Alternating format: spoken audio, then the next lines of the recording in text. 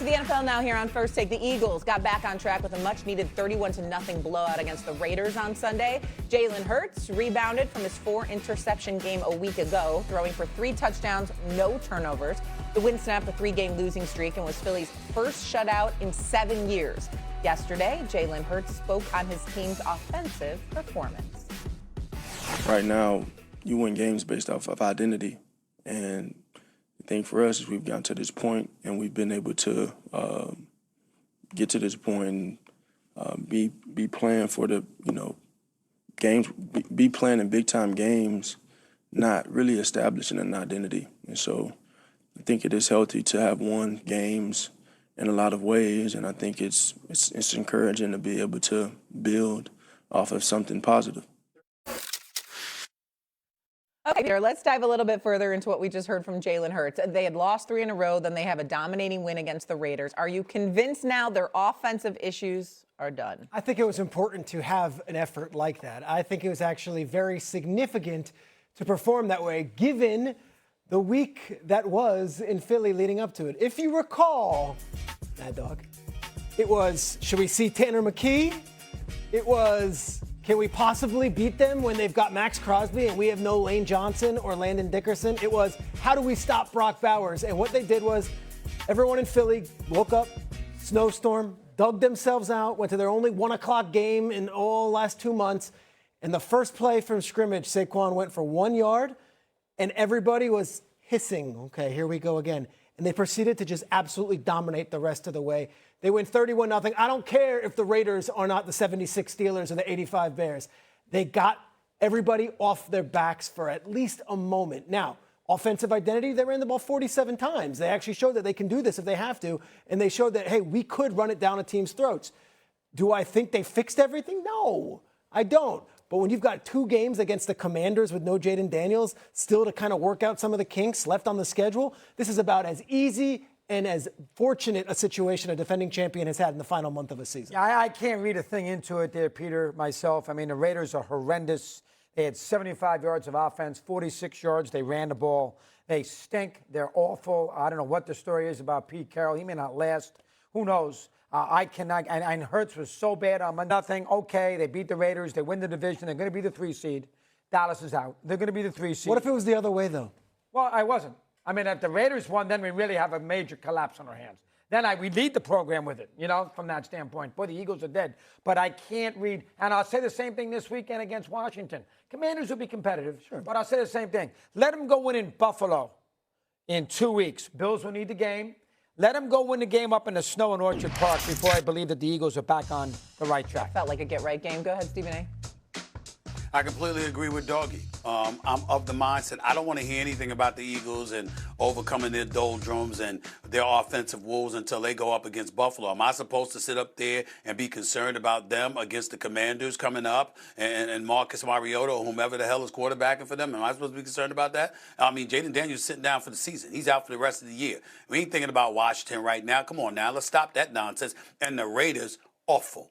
Just awful. I mean, it's so bad. You know what? They talk about, whatever happens in Vegas stays in Vegas. You got people in the football world offended because we know what the hell is happening outside of Vegas to the Las Vegas Raiders. We don't want to know about them. They're letting us in on how awful they are. Pete Carroll's not going to survive. He's not the right coach. He's the oldest coach in the National Football League. He's approaching 75 years of age, and there does come a time, we're not engaging in ageism here, but there does come a time when your time is up.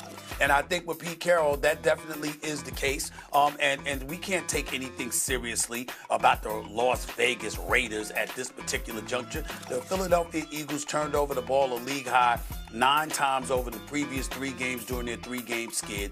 We all know that they didn't turn the ball over the other night, okay? They had like 27 first downs. They ran the football efficiently when they hadn't been doing that at all. We know what time it is. They were going up against a team. They basically had a bye week. The only difference between a bye week and playing the Raiders is that actual tackling is involved. That's the only reason. Other than that, it's a bye week going up against them because that's how awful they are, okay? So we'll find out, and we don't expect much against the Commanders either because of how debilitated they are, even though they'll probably be highly more competitive than the Raiders. The real test is going to be against Buffalo, who's still trying to position themselves potentially for a division crown and definitely is trying to work their way into the playoff picture, obviously.